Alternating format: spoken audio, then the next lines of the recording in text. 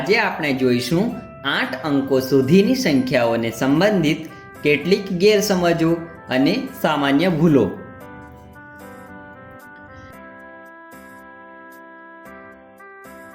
શું 1 મિલિયન અને 1 લાખ સરખા છે? ઘણીવાર એવી ગેરસમજ હોય છે કે 1 મિલિયન અને 1 લાખ સરખા જ હોય છે, પરંતુ આ એક ખોટી સમજ છે। તેને દૂર કરવા માટે અંકમાં દર્શાવો।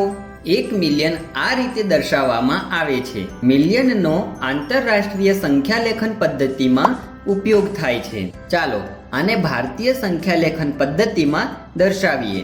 આવું કરવાથી આપણને 10 લાખ સંખ્યા મળશે, એટલે કે 1 મિલિયન 10 લાખની બરાબર છે, પરંતુ 1 લાખની નહીં। આવી મૂંઝવણને દૂર કરવા માટે ભારતીય સંખ્યા લેખન પદ્ધતિ અને આંતરરાષ્ટ્રીય સંખ્યા લેખન પદ્ધતિને સારી રીતે સમજવી જરૂરી હોય છે। બે સંખ્યાઓને ઉમેરવી અથવા બાદ કરતી વખતે ઘણી વખત યોગ્ય સ્થાન પર લખવામાં આવતી નથી, તેનાથી ખોટો જવાબ આવે છે। અંકોને તેમના સ્તંભમાં મૂકીને સરખી સ્થાન કિંમતવાળા અંકો પર જ પ્રક્રિયા કરવામાં આવે છે, તેનાથી જવાબ સાચો મેળવી શકાય છે।